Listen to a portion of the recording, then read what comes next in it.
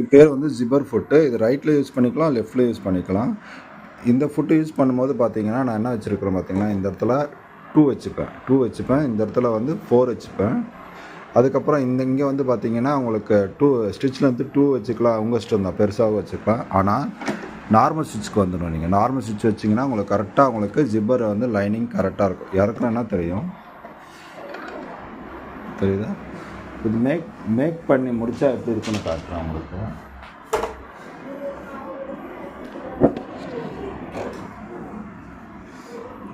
இது மேக் பண்ணி முடிச்சிங்க அப்படின்னா அது இந்த மாதிரி வரும் லைன். தெரியுதா?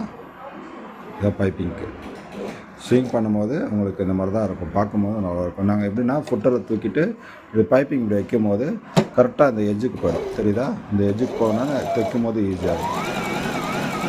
ஜிப்பும் அடிக்கலாம், பைப்பிங்கும் அடிக்கலாம், ரெண்டுமே அடிக்கலாம். 2 ஒர்க்கும் இதிலே வந்துடும்.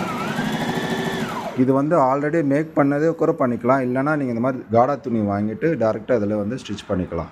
இந்த மிஷினில் வந்து எக்ஸ்டென்ஷன் டேபிள் கொடுத்ததுனால கொஞ்சம் உங்களுக்கு வந்து தைக்கும் போது நல்லா ஃப்ரீயாக இருக்கும். நல்லா உங்கள் ஸ்பேஸ் கிடைக்கும் நல்லா மிஷினில்.